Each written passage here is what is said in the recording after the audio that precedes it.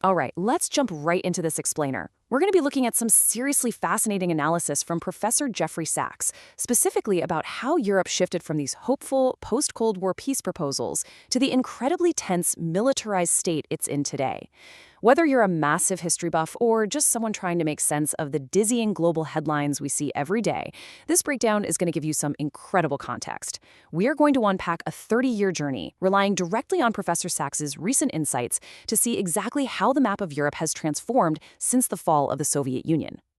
Here is the game plan for today. We'll logically unpack this history step by step, starting with that major fork in the road back in 1990.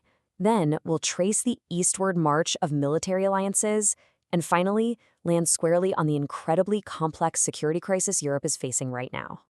To really understand the present, the source highlights that we absolutely have to look at a historic, missed opportunity proposed by Mikhail Gorbachev in 1990. Section 1. The 1990 Security Crossroads, choosing the post-Cold War path.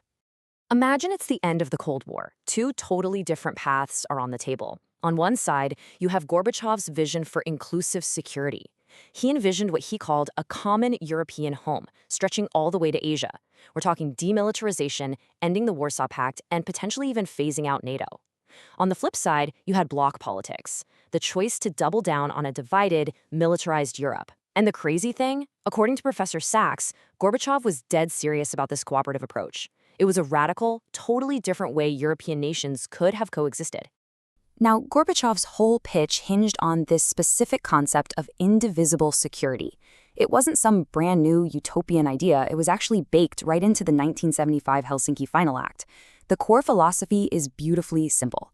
My security shouldn't come at the expense of your security. You don't join a military club if it inherently puts a target on your neighbor's back. This peaceful framework was right there for the taking, but according to the analysis, it was ultimately tossed aside in favor of expanding NATO.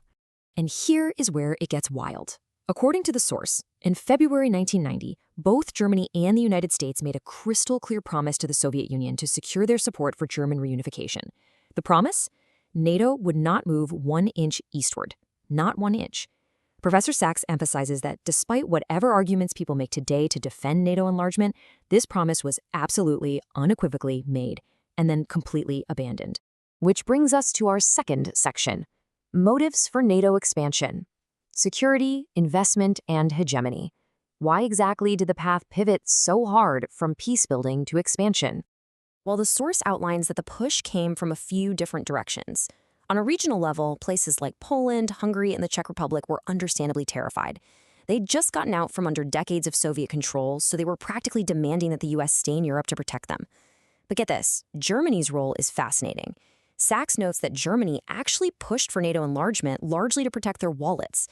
German corporations were pouring massive new investments into Eastern Europe, and they just wanted a solid military umbrella to protect those financial interests. But obviously, the motives weren't purely European. Professor Sachs brings up this incredibly blunt 1994 quote from a televised debate with former U.S. Secretary of State Henry Kissinger. When he was asked why the U.S. should expand NATO and antagonize Russia, especially when Russia was economically wrecked and not threatening anybody, Kissinger basically replied, well, if you can't antagonize them when they're weak, what are you going to do when they're strong? Wow. Sachs calls this anticipatory antagonism. It was a deliberate strategy to move aggressively and project power exactly because Russia couldn't fight back at the time. Zooming out even further, the explainer points to American strategic heavyweights like Zbigniew Brzezinski, who viewed NATO expansion purely as a tool for global dominance. In his 1997 book, The Grand Chessboard, Brzezinski laid out a plan to transform NATO into an instrument for U.S. hegemony, aiming for a unipolar world by keeping Russia weak. And the crown jewel in this strategy? Ukraine. Brzezinski saw Ukraine as the supreme geopolitical prize. The logic was that without it, Russia could never rebuild an empire or be a great power again. So when you see Ukraine dominating the news right now, Sachs argues you have to understand this 1990 strategic mindset. Let's see how this all played out in real time. Section 3, 3 waves of expansion, the eastward march. You can literally map this march eastward. Wave 1 hits in 1999. Russia wasn't thrilled, but they swallowed it because they were weak and it was still fairly far from their borders. But Wave 2 in 2004? That was huge. 7 states joined, pushing NATO right up to Russia's doorstep in the Baltics and the Black Sea. And Sachs makes a crucial point here. This 2004 expansion directly followed the U.S. unilaterally walking away from the anti-ballistic missile treaty in 2002, which seriously rattled the nuclear balance. And then we hit 2008. The source circles the 2008 Bucharest NATO summit in bright red marker. This was the ultimate breaking point. NATO formally promised that Ukraine and Georgia would eventually join the military alliance. We just talked about Ukraine being the ultimate geopolitical pivot right on Russia's border, and Georgia is deep down in the South Caucasus. According to Sachs, German Chancellor Angela Merkel knew this commitment was literally a casus belli, a cause for war. But despite her extreme hesitation, she folded to American pressure.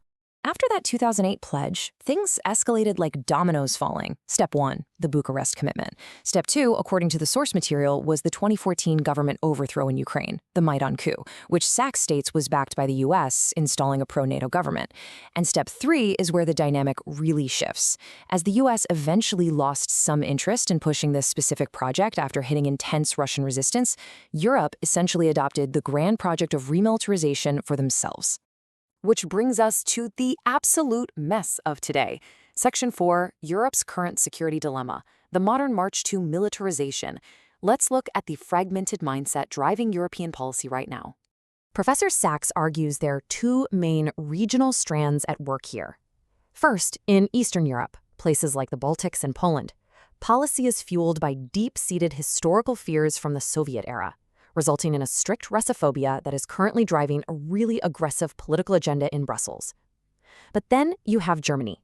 The source argues Germany is suffering from a tragic lack of historical awareness. They're completely abandoning decades of Ostpolitik, their traditional peace-building diplomacy, and instead they're pivoting hard to war preparation, like churning out long-range drones. And what about the rest of the map? Well, the source points out that while a lot of Western Europe is actually pretty hesitant and less invested in this extreme agenda, Britain is a massive outlier.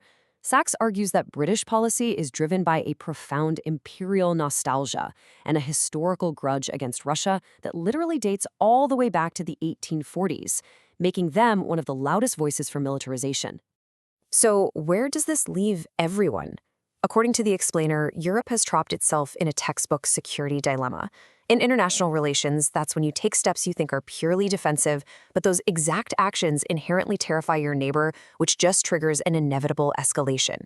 Europe genuinely believes it is building deterrence, but by constructing this enormous offensive military bloc right up to Russia's borders and doing it increasingly without guaranteed U.S. backup, Sachs argues they're mathematically ensuring a conflict, not preventing one.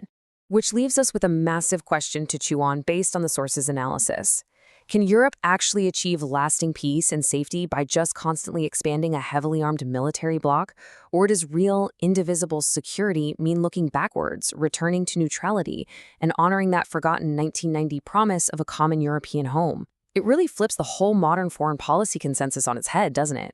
Well, thanks so much for joining me for this explainer. I hope breaking down this complex geopolitical history gave you some solid perspective. Keep questioning, keep learning, and I'll catch you on the next one.